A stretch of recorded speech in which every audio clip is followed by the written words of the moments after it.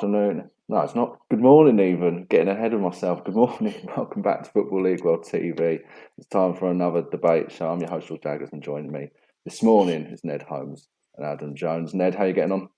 Yeah, all good, thanks, mate. Yeah, great weekend of EFL football sort of this weekend, and nice to sort of look at the League One playoff picture, which I think we all ahead of the season were really, really excited about, because there were just so many teams that it seemed sort of were capable of getting in there, and that's still sort of the case. Yeah, plenty of teams in the mix in the League One playoff race ahead of this debate show. Adam, how are you? Yeah, not bad, thanks. It's just going to be a really interesting one because so many teams, like of Ipswich and Sheffield Wednesday, invested so much in the summer and have made some good signings in January as well. So I'm excited to get into this one. It's going to be a very competitive playoff race. Yeah, plenty to talk about in the next 20 or so minutes. We're live across Facebook, YouTube, and Twitter. Fans of League One clubs, let us know, what do you make of the playoff race? Is your team going to be in the top six come the end of the season? Can your team steal in, or will your team drop out? Are you worried about the end of the campaign? Let's get straight into it. So a good place to start is probably looking at the League One table. First of all, Ned and Adam, probably a quick question. Do you think Rotherham United are dead certs for the top two? Yeah, I think so. I mean, they're just doing exactly what they always do under Paul Warne, aren't they? Bouncing back and looking set for promotion again. And I mean, it says it all that they've got the best defensive and attacking record in the division. Hard to argue with. Adam, agree with that? Yeah, absolutely. I mean, they've also got 6 clean sheets, I think, in a row in the league now. And they've got multiple kind of contributors going forward, including, Michael Smith and Freddie Ladapo as well, who are both fantastic, really, together. And I thought that Matt Crooks would be a massive loss to them, to be honest with you. But, with his goals in midfield and just his presence, really. But they coped extremely well, and that's kind of testament really to Paul Warne and the stability that they have there in Yorkshire. So yeah, I think for me they're gone. They're like a Fulham or a Forest Green for me. They're gone now. Okay. In second place is Wigan. Obviously they've got games in hand. Providing they win, then they'll be challenging Rotherham for the league title. So Ned, come to you again. Are Wigan clear of the playoffs? Do you think? Do you think they're nailed on top two? I'm not sure. It's a really strange one with Wigan, because you obviously usually it's natural to look at a team with games in hand as a significant advantage, particularly when they're already in second and 2 points clear over third. But so having so many games in hand in a final few months of the season that is already going to be really congested could certainly be looked at as a negative. I think for them that there is the possibility that all the pressure's on them, really, you'd say, and there's the possibility that a couple of losses and things really start to look off. That what I would say is that 2-1 win against Charlton on the weekend looks absolutely massive, back on track now, and I think on top of that the January business they did, adding the likes of Graham Shinney, Glenn Rear, Josh McGuinness, players that are, I think, championship quality, but certainly real quality additions at League One level has really strengthened that squad, and I think means that I'm pretty certain that in that, apart from a big fall off, while we couldn't say certainly, I'm pretty certain personally that I think they'll be in that top two. Okay, Adam, how do you assess Wigan's chances at the moment? Yeah, I think similar to Ned, really, it can be a massive psychological boost for them having those 4 games. I think it's 4 games in hand, I think, over MK Dons, which is absolutely remarkable, really, at this stage of the season, but they do. So it could end up being massively kind of a psychological boost for them. But then, as Ned says, physical, it could be a bit of a blow for them in terms of that one. So it's a double-edged sword, really, for Liam Richardson. And I think the investment that they made in January, and Ned touched on it as well, with the likes of Graham Shinney for, I think it was a 5-figure fee in the end, and Josh McGuinness as well, which I thought was a very good signing considering he was a regular in the Championship with Hull before he moved to Greater Manchester. I think that was a fantastic signing as well. So I think for me, January was absolutely vital for them in terms of investing well and making sure that they have that little extra push to go on and achieve automatic promotion. I think with those new signings now under their belt, I think that they will go on and achieve it, despite their busy schedule. So for me, I think those two might stay the same. Okay, let's now look at the teams just below them. I mean, obviously these sides are going to think that they can at least reel Wigan in. They'll be hoping that Wigan can lose a lot of those games in hand. You've got MK Dons in third, Sunderland fourth, Wycombe fifth, Plymouth 6 to complete the top 6, and then you'd probably put Oxford United in 7th and Sheffield Wednesday in 8th in that sort of top group, challenging for the playoffs at the moment, Ned. Of those sides, do you think any of them, first of all, can close Wigan down, or even potentially Rotherham? I mean, at the moment, it sounds like we're backing Rotherham and Wigan as the top two, but are any of those sides potential breakout ones? Or are they all sort of, which of those are looking most likely to be guaranteed a top 6 spot at least? In terms of a guarantee, I mean, it's a tough one to say. I think, there are question marks over quite a few of them at the moment, just, with recent form. MK Dons, their unbeaten run stretches back into sort of mid-January, but it's all one-goal wins and draws, and they've lost, obviously, Matt O'Reilly and Andy Fisher, and Wickham, obviously, a bit of a rocky period. Sunderland, we don't really know where they stand. Oxford United, they're a team that I've got a feeling might just drop out of the top 6. But in terms of, chasing down Wigan, until those points are on the board, I think they're all going to feel fairly confident that they can do it. They've all got to believe that they can. And they will all feel as if, as long as they keep cranking the pressure up on Wigan, that there is a chance that they can crumble and offer them a chance in. So I think they'll all fancy their chances until Wigan sort of play those games and a proper gap sort of materialises. Is there any side there, Adam, between 3rd and 8th in that little gaggle that you could potentially see breaking in to that top 2 picture? I previously thought Sunderland would, and then obviously they've had the caretaker period, and it's gone a little bit downhill for them. And I know that Alex Neil's a very good manager, but it will take one hell of an effort now, I think, to turn that run, that one around, especially with the games in hand that Wigan have. And obviously it's a big job as well, a big job with big expectations. The expectations are going to be on the players as well, especially like, Jermaine Defoe, who joined in January. There's going to be massive pressure on him to deliver. I think for me, I was talking about Wigan Athletic and their good January business. I thought that MK Dons also had a decent January. I was a little bit sceptical actually of the Connor Wickham signing, but I think having Kessler Hayden in there is kind of that kind of replacement that they've needed for Ethan Laird. I think is a really good attacking player on that right-hand side who could make a real difference. I think he could be a decent shout and make a real impact, and more of an impact than people think. Wickham, I think, is another steady ship like Rotherham. Obviously, come very close to survival, I think, last season, and just missed out. And obviously, I think it was that they finished on points per goal as well. I think it was the 19-20 campaign for the playoffs where they won it. So they'll have a point to prove where they're like, right, we need to actually finish in the top 6, the top 6 now, and show that we're actually good value for our place in the promotion mix. So they'll have no shortage of real motivation in there. I'm not so sure about Oxford. I think the last couple of games, and their losses in 2 quite winnable games I think that will show exactly why it will be difficult for them. I think Plymouth, there'll be no real shortage of confidence. I think, keeping Schumacher involved and kind of having that continuation with a new voice has really helped. And I think for me, it's similar, in terms of Sheffield Wednesday to Sunderland, in terms of the fact there's going to be massive expectations. And, if things go wrong, it's going to create quite a bad atmosphere there. So I'm sceptical about them as well. But I think for me, Sunderland maybe, but I think they might just get into 3rd place at the moment. I think the top 2 sides at the moment, I think they're firm favourites, I think, to get automatic promotion. Okay, let's look at the sort of the dark horses now, if you want to call them that, just outside the top 8. Ipswich Town are obviously leading that particular pack. You perhaps not say they're dark horses given the talent that they've got available to them, but we know what sort of difficult season it's been, particularly earlier on in the year under Paul Cook. Things have obviously improved under Kieran McKenna, which is good for the Tractors boys.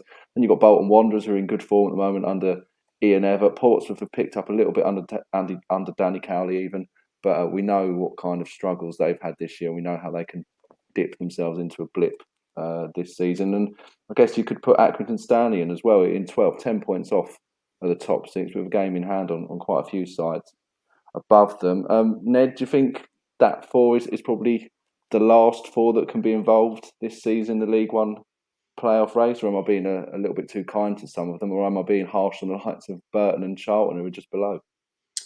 I think at the risk of ending up with some Accrington fans angrily in my DMs, I think we can count them out in the sense that, you know, the gap they've got to make up is big enough that I think they're way too reliant on their home record. You know, they average less than a point away from home this term, and I just don't think that is, you know, consistent enough. I don't think they've got it in them to go on a sort of run that is going to close that gap, given, you know, that there's some sides above them building momentum already.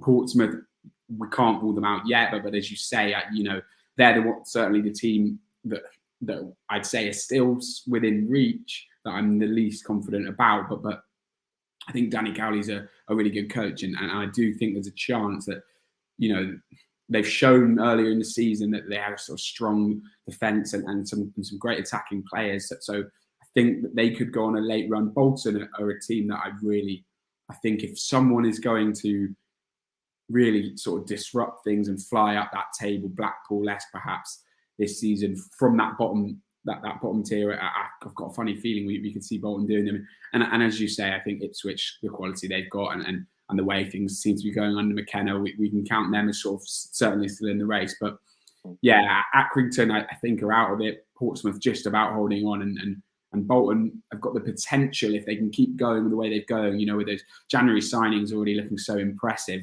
they could sort of cause some damage, as it were. Trotters certainly appear to be clicking at the moment, don't they? Adam, where's your cut-off line, would you say? Obviously, you know, there's plenty of sides that mathematically can do it, but where realistically do you think the playoff sort of party ends in the league table at the moment?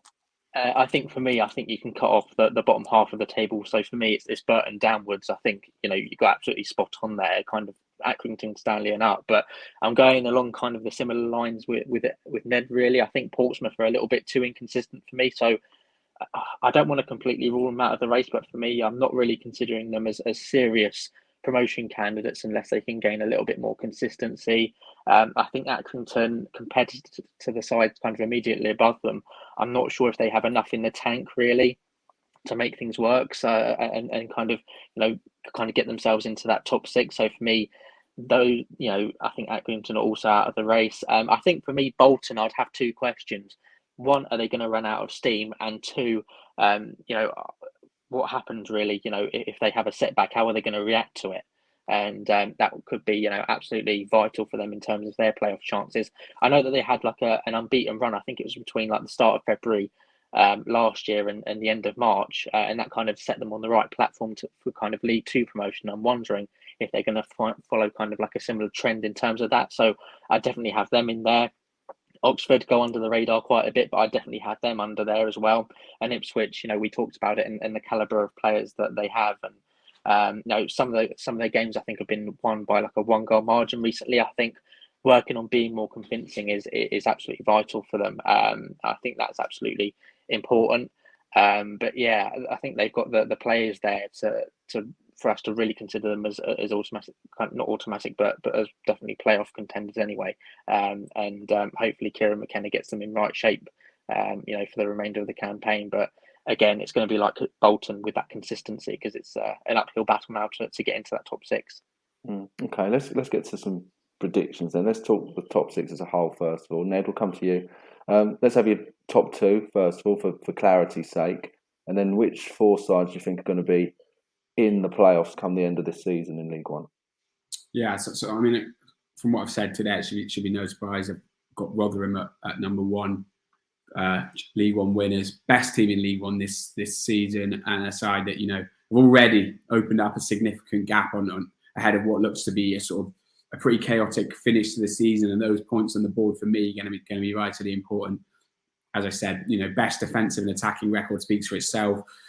A great squad togetherness there, and you know, there were worries about perhaps Ladapo leaving. He stayed obviously, and now seems to, you know, back among the goals, and they've got Smith as well, and they know how to go up. And you know, I think a lot of people said ahead of the season, if you finish above Rotherham, you're probably promoted, and I don't think anyone are going to do that this season. Wigan, as I've said, I worry about that those games in hand, but their January business gives me enough faith that they're going to have a squad strong enough to secure a top two finish. I think beyond the Millers, they've probably been the most consistent team in League One this season, probably the best team in League One this season, and you know, in players like Callum Lang and Will Keane. They've got players that are capable of sort of continuing to score goals, and that's going to be important for them. Then in no particular order, the rest of my top four, I've got MK Dons in there. I think, Liam Manning looked a risky appointment when he got brought in the summer with not much time to work after Russell Martin had left, but that's clearly paid off. And I think he's made them a real force. I was concerned, when they lost Matt O'Reilly and Andy Fisher in the January, and they've not been completely convincing, as I said earlier, a couple of narrow wins and a few draws, but that's still consistent enough, I think, to show that we can consider them still a top 6 team. But the next month is going to be season defining for them, for me. Games against Sunderland, Bolton, Rotherham and Wigan, as well as Charlton, and I think someone else really could really dictate, it's not impossible to see 3 or 4 losses in there, and that would be massive. So I do still have them in the top 6, but the next month going to be huge for them. Sunderland, I mean, I've still got them in my top 6.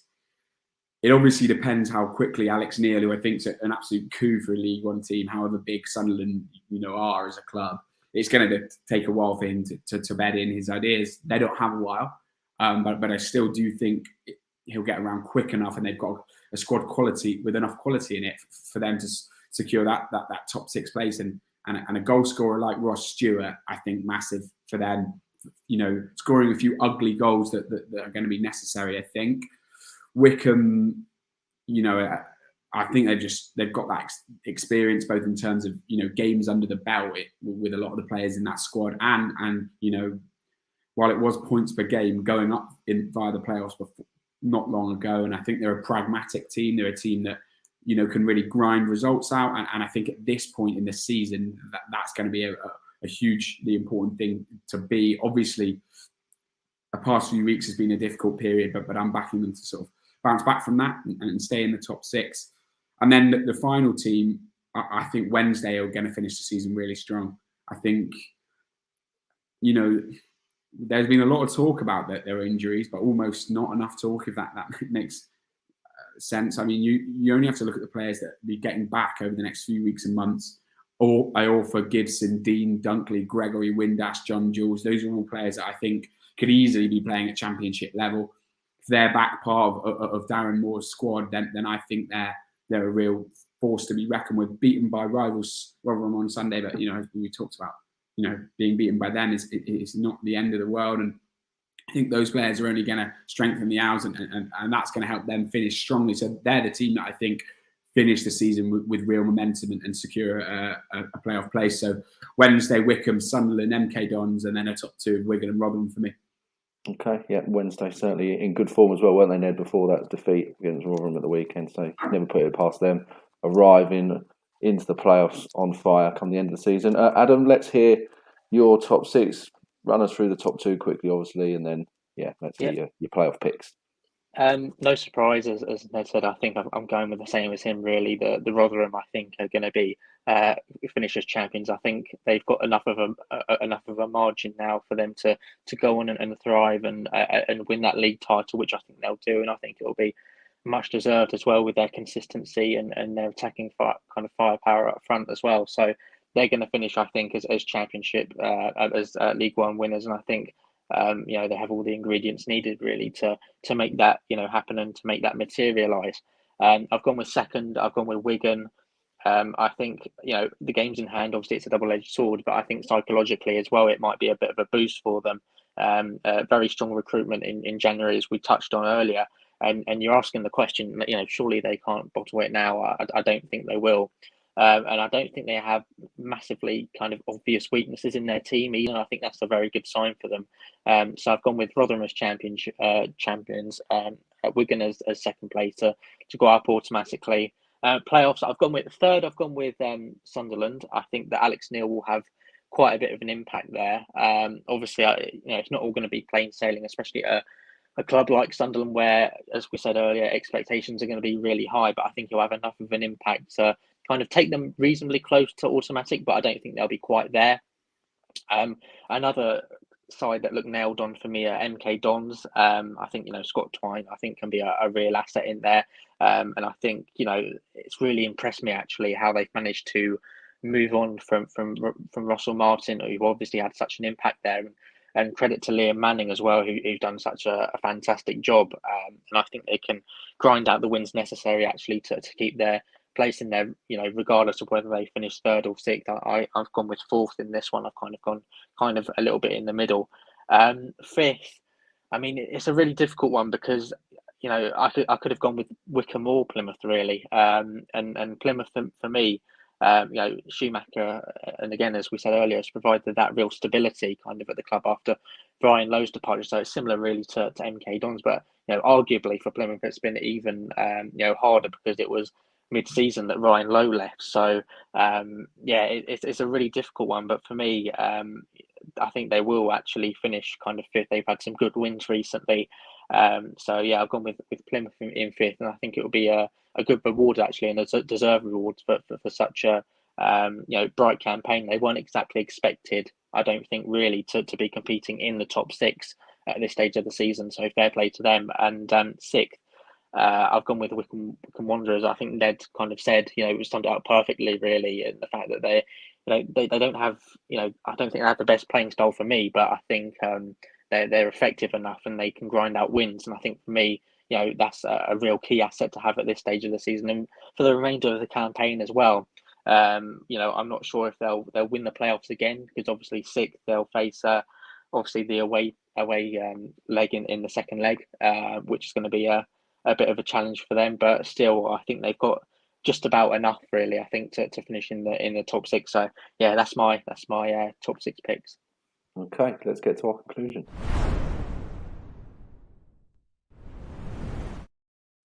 So this morning's debate was who will win the League One playoffs. You both decided that Rotherham and Wigan are going up via the top two. Ned, out of your picks for the playoffs, who do you think is going to join them via a win at Wembley? Well, I don't think there's too much to choose from between all four sides for me. But I just think momentum can be so important in the playoffs. I mean, Blackpool must have been mentioned more than any other club on Football League World TV this year. And I just think Wednesday again, I can see with all those players coming back. And as you said, the form prior to that defeat to Rotherham, which I don't think is particularly an issue, that they were in cracking form. And I just think with all those players coming back, they're going to be the ones that finish the season the strongest. And I can see them sort of winning the playoffs and going up. Okay. Owls fans will certainly be happy with that one, Ned. Adam, who's your pick going to be for that important Wembley spot? I'm going to go with Sunderland, and I think this is purely really kind of the appointment of Alex Neil, especially, I guess as well with their strength of their team. But I think Alex Neil's obviously had experience of winning the playoffs before. And I think for me, that will be valuable experience in kind of, making sure that he keeps players calm and having that experience from Norwich under his belt, I think will be absolutely invaluable. Obviously, they've had some nightmares recently at Wembley Stadium. So that's going to be a real mental barrier for them. But if anyone's going to get them up, I think, at the end of the season, then I think, they've chosen the right man to take them forward. I know that there was a lot of excitement around Roy Keane, but, I think this is still a fantastic appointment and one that will take them places as long as they get kind of the mental side of their game right. There's no doubt, really. They have the physical capability and the skill to get themselves back up to the Championship. Okay, two big clubs then potentially on the verge of returning to the Championship League. Sunderland, Sheffield Wednesday, the two picks for winning the playoffs. They'll obviously try and hope to close the gap on the top two, and obviously only one of them can go up via the playoffs. We'll have to see what happens there. But certainly Black Cats and Owls fans will be looking forward to the end of the season if one of Ned or Adam is right in the coming weeks and months. One more show coming up on Football League World TV today. That's the EFL midweek preview. Alfie Burns hosting that one. Chris Gallagher and Toby Wilding will be joining with him from 3:30 this afternoon. Ned, Adam, thanks for joining me this morning. I did say it was the afternoon at the start of the show, but it's still the morning, so I need to calm down a little bit. Been great to get your thoughts on the League One playoff race. Been really interesting. Certainly looking tight, isn't it? And there'll be plenty more drama to come in the weeks and months ahead before the season finishes. But from myself, Ned, and Adam, it is bye for now.